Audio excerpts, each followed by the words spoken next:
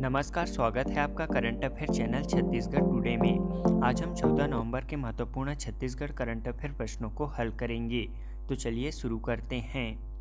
हमारा पहला प्रश्न है, हाल ही में किस राज्य की संस्कृति विभाग और भारतीय सांस्कृतिक संबंध परिषद ICCR के मध्य कलाकारों को विदेशों में भी मंच प्रदान करने के लिए समझौता हुआ है? इसका राइट आंसर है ऑप्शन बी, छत्तीसगढ़ राज्य। बता दें कि छत्तीसगढ़ संस्कृति विभाग और भारतीय सांस्कृतिक संबंध परिषद ICCR के बीच एक समझौता हुआ है। इस समझौते के तहत अब प्रदेश के कलाकारों के लिए विदेशों में भी मंच मिलने का रास्ता खुल गया है। इसके साथ ही अब प्रदेश की संस्कृति, कला, खान पान विदेशों में भी दिखेगी। दिल्ली में भारतीय सांस्कृतिक संबंध परिषद द्वारा एक समारोह का आयोजन किया गया था। इसमें प्रदेश के संस्कृति मंत्री अमरजीत भगत सहित संस्कृति विभाग के अधिकारी शामिल हुए।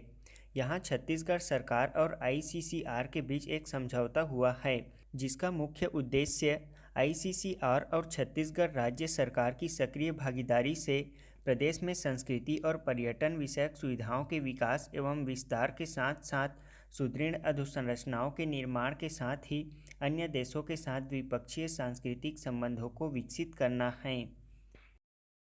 अगला प्रश्न है, देश के केरल व उत्तर पूर्वी राज्यों के साथ साथ अब छत्तीसगढ़ के किस जिले में भी बेशकीमती पीपली की फसल के लिए नाम जुड़ गया है? इसका राइट आंसर है ऑप्शन ए, कोंडागांव जिला।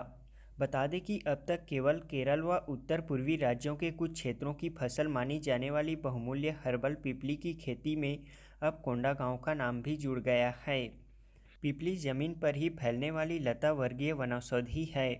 इसके फलों को सुखाकर उपयोग किया जाता है, जिसे पीपली या लेंटी पीपल के नाम से भी जाना जाता है।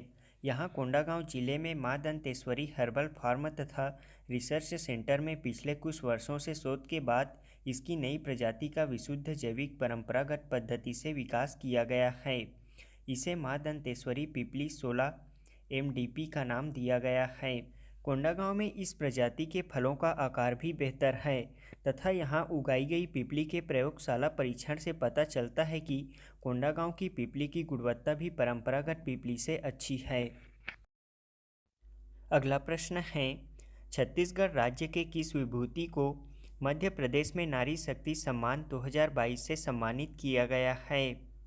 इसका राइट आंसर है ऑप्शन डी, तीजन बाई को। बता दें कि देश और दुनिया में अपनी खास गायन शैली के लिए मशहूर पंडवानी गायिका तीजन बाई को मध्य प्रदेश में नारी शक्ति सम्मान 2022 से सम्मानित किया गया है। तीजन बाई को अभी तक 5 बार डॉक्टरेट की उपाधि भी मिल चुकी है। तीजन बाई कपालिक शैली की पंडवानी गायिका हैं। वहीं पंडवानी के वेदमती शैली के प्रमुख गीतकार हैं पूनाराम निषाद, रेवाराम साहू, झाड़ूराम देवांगन और रितु वर्मा। वहीं पंडवानी में प्रयोग किए जाने वाले वाद्य यंत्र का नाम है तमुरा और करताल। अगला प्रश्न है, छत्तीसगढ़ का चौथा लक्ष्मण झूला का निर्माण किस जिले में व किस नदी पर किया जाएगा? इसका राइट आंसर है ऑप्शन सी, दुर्ग जिले में शिवनाथ नदी पर। बता दें कि प्रदेश में रायपुर के खारून की तर्ज पर जल्द ही शिवनाथ नदी पर भी महमारा घाट पर लक्ष्मण झूला का निर्माण किया जाएगा। इसके लिए सरकार ने 30 करोड़ रुपए की मंजूरी दी है। इसके एस्टीमेट व डिजाइन का कार्य पूर्ण हो चुका है। प्रोजेक्ट के ड्राइंग डिजाइन को परीक्षण के बाद हरी झंडी भी मिल गई है। इसे डेकोरेटिव डेक के साथ रंगीन लाइटिंग व्यवस्था और झूले को सस्पेंशन टेक्निक से आकर्षण बनाया जाएगा और एनीकट के नज़दीक ही इंटेक वेल के आसपास ही पार्किंग जोन भी बनाया जाएगा और साथ ही महमरा छोर पर गार्डन, कैफेटेरिया व फाउंटेन भी बनाया जाएगा। इस झूले का लंबाई 250 मीटर और चौड़ाई 3 मीटर का होगा। अगला प्रश्न है, छत्तीसगढ़ में टीबी के मरीजों को निक्षय पोषण योजना के तहत दी जाने वाली 500 रुपये की राशि को बढ़ाकर कितना कर दिया गया है? इसका राइट आंसर है ऑप्शन डी, 700 रुपये। बता दें कि टीबी के मरीजों को 6 माह तक दी जाने वाली निक्षय पोषण योजना के तहत 500 रुपये की राशि को बढ़ाकर 700 रुपये कर दिया गया है। केंद्र के 500 रुपये के साथ अब राज्य सरकार 200 रुपये अतिरिक्त देगी। वर्तमान में प्रदेश में टीबी के चिन्हांकित मरीजों की संख्या 28,000 से अधिक है। टीबी के मरीजों की पहचान के बाद उन्हें शासकीय अस्पतालों में निःशुल्क दवा के साथ प्रोटीन युक्त भोजन के लिए केंद्र सरकार द्वारा प्रति माह 500 रुपये दिया जाता है। कुछ समय पहले इस राशि से फूड बास्केट तैयार कर टीबी के मरीजों को 6 माह तक दिया जाता था, मगर कोरोना काल से अब इसे नकद भुगतान किया जा रहा है। इसे ध्यान में रखते हुए राज्य शासन द्वारा केंद्र के 500 रुपये के साथ अपनी ओर से 200 रुपये अतिरिक्त राशि देगी। केंद्र सरकार द्वारा वर्ष 2025 तक टीबी मुक्त भारत बनाने का लक्ष्य रखा गया है। इसे लेकर लगातार राज्य स्तर पर टीबी के मरीजों की पहचान कर इलाज के लिए अभियान चलाया जा रहा है। वहीं राज्य स्तर पर वर्ष 2023 में टीबी मुक्त छत्तीसगढ़ बनाने का लक्ष्य रखा गया है।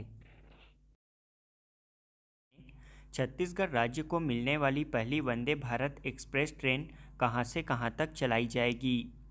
इसका राइट आंसर है ऑप्शन ए, बिलासपुर से दिल्ली तक। अगला प्रश्न है, राष्ट्रीय स्तर पर छत्तीसगढ़ से किसे सरस्वती सम्मान 2022 से सम्मानित किया गया है? इसका राइट आंसर है ऑप्शन सी, दुष्यंत वर्मा को। अगला प्रश्न है, छत्तीसगढ़ के किस राष्ट्रीय उद्यान में बर्ड काउंट इंडिया एवं birds and wild life of Chhattisgarh के सहयोग से पक्षियों का सर्वेक्षण किया जाएगा? इसका राइट आंसर है ऑप्शन बी, कांगेर घाटी राष्ट्रीय उद्यान में। अगला प्रश्न है, छत्तीसगढ़ के उस प्रख्यात चेस खिलाड़ी का क्या नाम है जिन्हें भारतीय शतरंज टीम का कोच नियुक्त किया गया है? इसका राइट आंसर है ऑप्शन ए, किरण अग्रवाल। अगला प्रश्न है, छत्तीसगढ़ के किस स्थान में हर साल कार्तिक पूर्णिमा पर विशाल मेला का आयोजन किया जाता है? इसका राइट आंसर है ऑप्शन डी, महादेव घाट रायपुर में। अगला प्रश्न है, इस वर्ष 2022 में बिलासपुर में मनाया जा रहा राउत नाचा महोत्सव किस क्रम का महोत्सव है?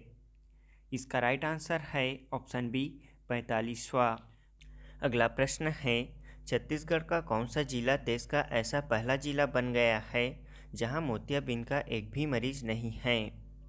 इसका राइट आंसर है ऑप्शन सी, कबीरधाम जिला।